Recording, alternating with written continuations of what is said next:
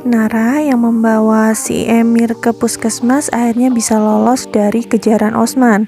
Nah, di sana si Nara ini niatnya mau membawa Emir ke puskesmas lain karena di situ sedang penuh. Tiba-tiba ia bertemu dengan Devan dan Devan mengajak mereka untuk ke tempat prakteknya. Di lain tempat, si Bayu ini sedang mencari pekerjaan, tapi tiba-tiba ia melihat ada seorang nenek-nenek mau ketabrak, dan mobil yang mengendarai itu adalah Shirley. Nah, si Bayu ini langsung sigap menolong nenek itu, tapi sayangnya ia jadi keserempet mobil. Shirley menelpon Osman dan mengantarkan si Bayu ini ke rumah sakit. Di rumah sakit, Bayu cuman berpikir kenapa muka mereka sangat familiar sekali, tapi Bayu tidak bisa mengingat siapa mereka.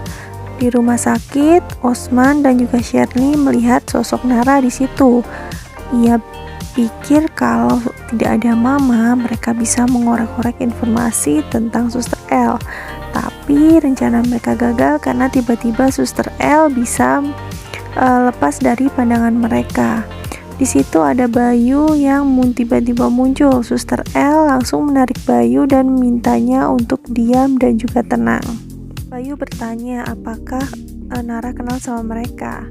Nara sambil menangis mengangguk dan bilang kalau itu mereka, orang yang sudah membunuh Resti, kakaknya. Bayu ini bertanya lagi kepada Nara kenapa Nara tidak berani untuk meluruskan semuanya agar Osman dan Shirley tertangkap. Tapi si Nara justru menggeleng. Mereka punya uang dan segalanya, pasti mudah buat mereka. Tidak seperti aku, kata Nara. Bayu menawarkan diri kepada Nara untuk menjaga Emir. Akhirnya Nara pun bisa berangkat kerja.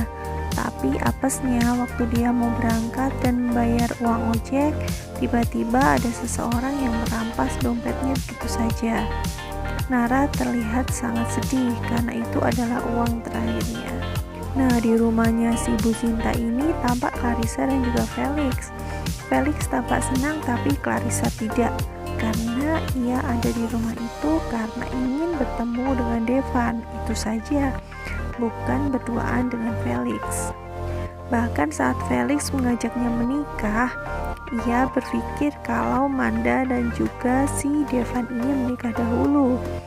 Nah, Clarissa itu tidak tinggal diam, dia berencana untuk menggagalkan rencana pernikahannya Manda dan juga Devan. Saat mau pulang pun Clarissa masih celingak-celinguk berharap Devan ada di sekitar situ. Lalu tanya kepada tukang kebunnya yang bernama Pak Deden. Di sana Pak Deden menjelaskan kalau Devan itu selalu berangkat pagi-pagi dan pulangnya tidak tentu, kadang bisa sore, bisa malam, atau larut malam, tapi bisa dipastikan ia pasti pulang. Devan sudah mulai curiga dengan gerik-gerik Manda. Pada saat mereka sedang makan bersama dengan Bu Sinta dan juga Pak Benny, dilihatnya kalau Manda itu menyembunyikan satu HP lagi ketika itu berdering dan mengakui sebagai miliknya. Si Devan ini kaget, sejak kapan kamu punya 2 HP? Kata Devan.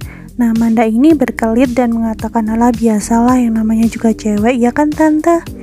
Ya diiyain aja sama Bu Sinta sambil tersenyum. Edi yang merupakan supirnya si Osman ini punya ide untuk mencelakai Nara. Ia meminta temannya untuk menyerempet Nara agar ia celaka. Nah, waktu itu Nara terjatuh dan tangannya terluka. Devan yang mengetahui kalau ada luka di tangannya Nara langsung dengan sigap mengobati tangan Nara. Berawal dari situ, kedekatan mereka pun semakin intens. Semakin intensnya kedekatan mereka, semakin besar pula rasa penasarannya Devan kalau Suster L itu memang Nara. Devan mengikuti Nara sampai di rumah, dan di situ kebetulan ada Bayu. Devan merasakan ada keanehan dengan gesturnya Suster L waktu ada Bayu di depannya.